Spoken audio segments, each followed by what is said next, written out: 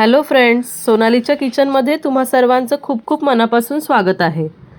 आज आपण पाहणार आहोत रावस फिश फ्राय कसे बनवायचे ते।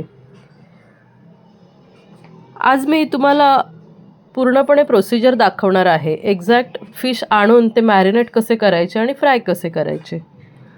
सर्वप्रथम मी बाजारातून एक अखंड रावसचे पीसेस करून आणले आहेत आणि ते 2 ते 3 पाण्यात स्वच्छ धुतले। मग एका ताटात घेऊन त्यावर 1 चमचा मीठ टाकले, 1 चमचा हळद आणि 1 चमचा काश्मीरी लाल टाकला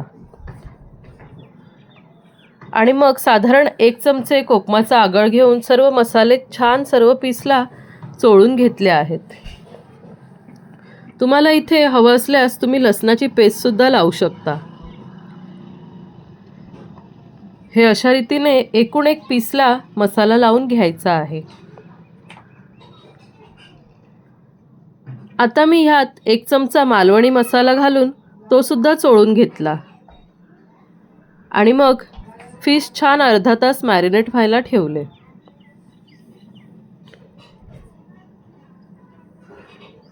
अर्धा तास झाला आहे।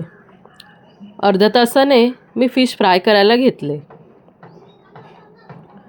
फ्राय करण्यासाठी आधी आपण कोटिंग तयार करून घेऊयात।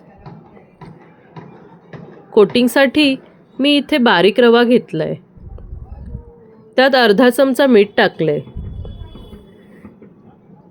1 चमचा काश्मीरी लाल पावडर घेऊन ते छान मिक्स करून घेतले आहे। आता मी गॅसवर तवा ठेवलाय, साधारण 4 ते 5 चमचे त्यात तेल टाकले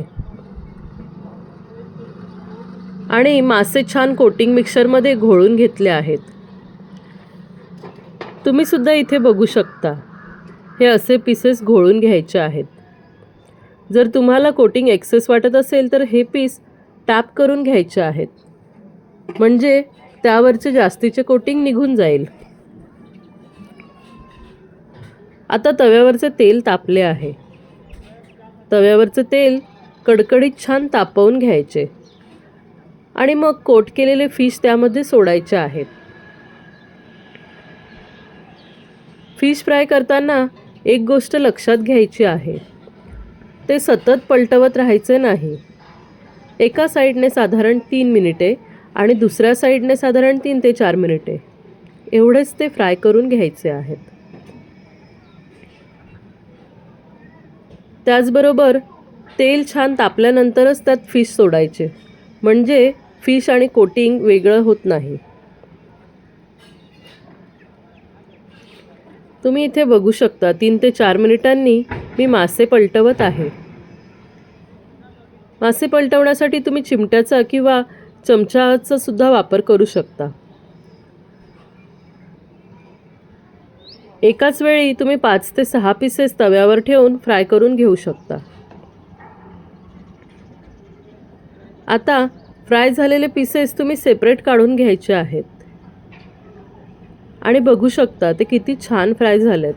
वरचं कोटिंग सुद्धा असं छान कुरकुरीत झालेलं आहे। तर फ्रेंड्स, तयार आहेत आपले रावस फिश फ्राय।